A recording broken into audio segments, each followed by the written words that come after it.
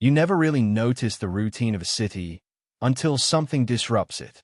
On most nights in Delhi, the air is thick with smog, traffic horns echo across crowded streets, and neon signs from roadside stalls flicker against the darkness.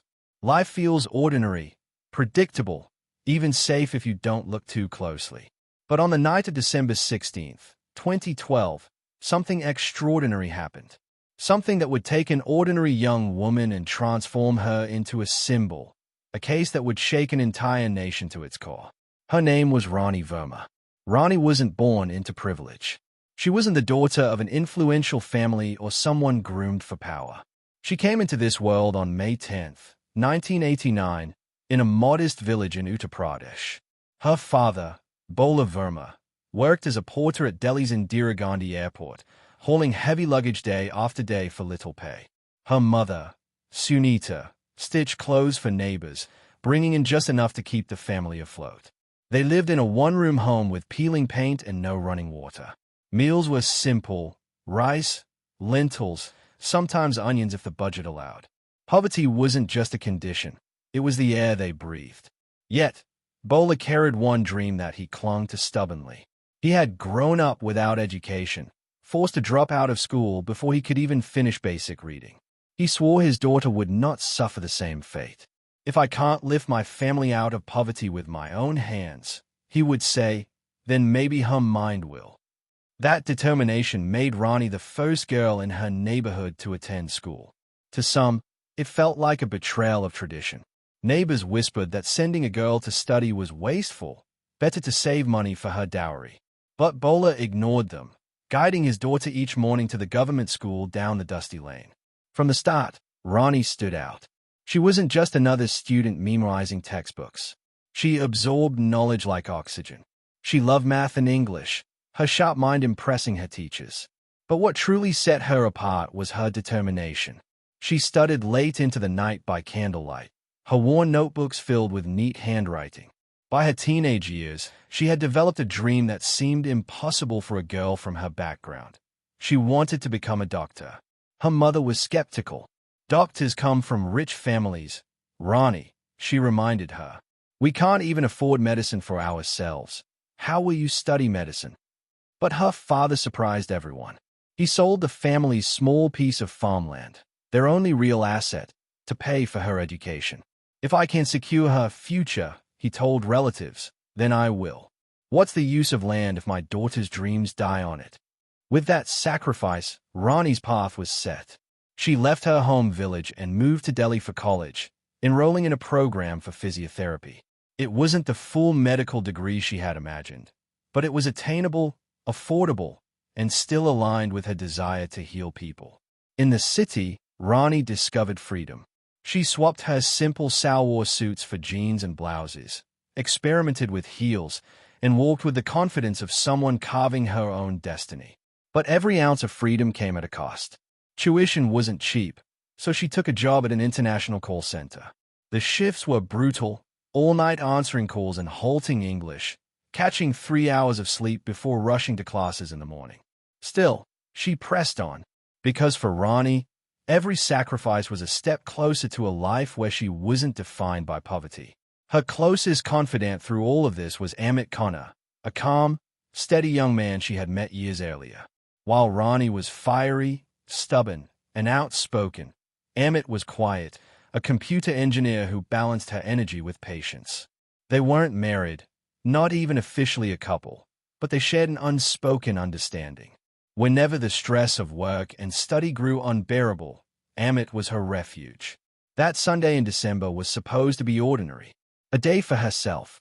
She woke early, made tea for her family, chatted with her parents about her internship that was starting the next day, and then left to meet Amit. They spent the afternoon wandering through a mall, laughing over trivial things, trying on clothes they couldn't afford, then catching a movie at the cinema. By the time the film ended, it was close to 8 p.m. Delhi nights in December are chilly, and Rani wrapped herself in a scarf as they stepped outside. The streets were buzzing. Rickshaws, taxis, buses, each one a possible ride home. They debated their options. A taxi would be safer but more expensive. A bus would save money. They chose the bus. It was a small, ordinary decision, one that would alter the course of their lives. A white bus pulled up. Inside were a handful of men who looked casual enough. They offered the couple a lift. Amit hesitated. Something about it felt off. But Rani, always pragmatic, didn't want to worry her mother by coming home late. So they paid their fare and boarded. At first, nothing seemed unusual. The bus moved steadily along the route. But then, it swerved. It took a road it wasn't supposed to. The lights inside flicked off.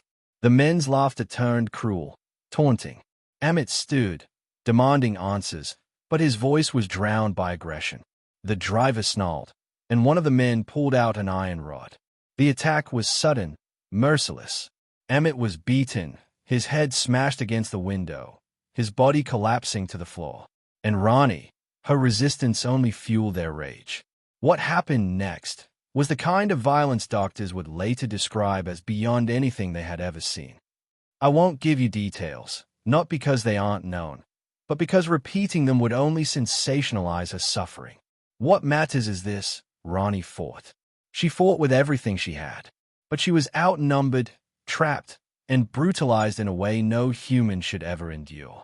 When the men were finished, they tossed both Rani and Amit onto the side of a deserted road like broken dolls, left them to bleed in the cold night.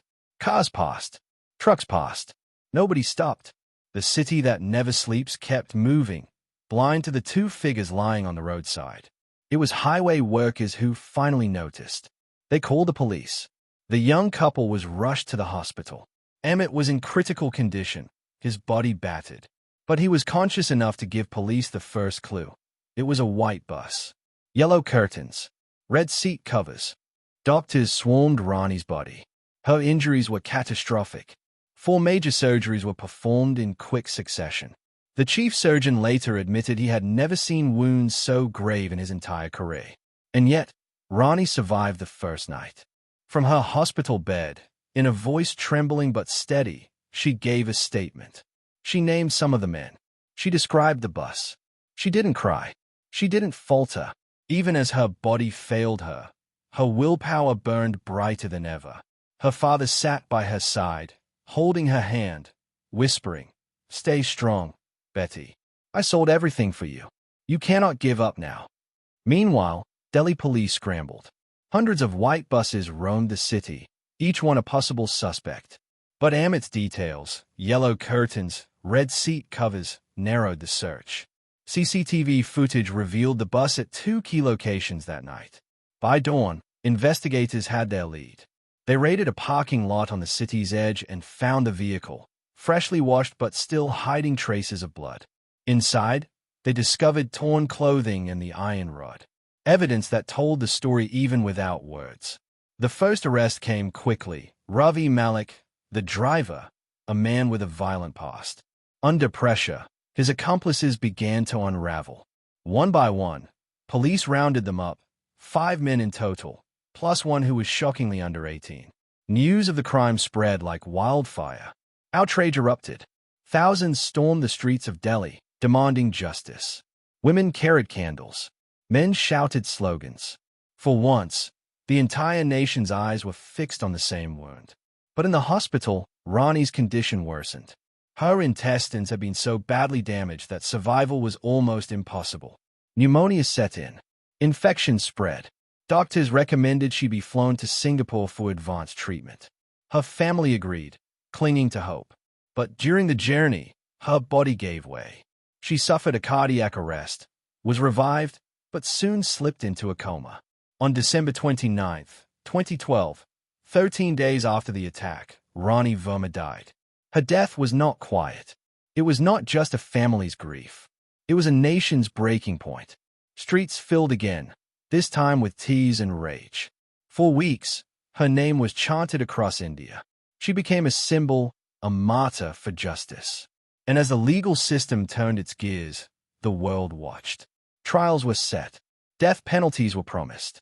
Politicians spoke of reforms. But for her family, none of it erased the loss. Still, this was only the beginning.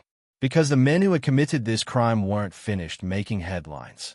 Because the legal process would stretch on for years, filled with twists, appeals, and shocking turns. And because in the end, justice, real justice, would not come swiftly nor cleanly. This case would ignite a war between public outrage and legal procedure, between vengeance and rehabilitation, between a nation desperate for closure and a system designed to delay it. And in the center of it all was Rani, a girl who had fought her way out of poverty, who dreamed of healing others, and who, in her final days, showed more courage than the men who tried to silence her. Her story didn't end with her death. In many ways, it had only just begun. The courthouse was heavy with silence the day the trial began. Crowds swarmed the gates, their voices a storm of protest and demand. Inside, cameras clicked, pens scratched furiously across paper, and in the center of it all, the accused men sat with bowed heads, chained by law but unrepentant in their eyes. The prosecutors opened with stark precision. They laid bare the brutality of that December night, stitching together the crime scene with evidence so damning that even the air in the courtroom seemed to grow colder. CCTV footage of the bus route. Forensic reports. The iron rod stained with blood. Rani's belongings recovered from the seats. Each piece was a nail hammered into the coffin of the defense. And then came Ravi. He rose slowly from the bench, his body still bearing the scars of that night. He moved with a stiffness that told the story his words hadn't yet spoken. When he took the stand, his voice trembled at first. He described how he and Rani had boarded the bus, thinking only of getting home after a movie, how the doors had locked behind them, how laughter had turned into cruelty, how he had tried to fight, only to be beaten until the world blurred. When he spoke of Rani, his voice broke. He described her strength, how she had begged them to stop, how she clung to him even as she bled, how she whispered through her pain that they must survive, somehow, together.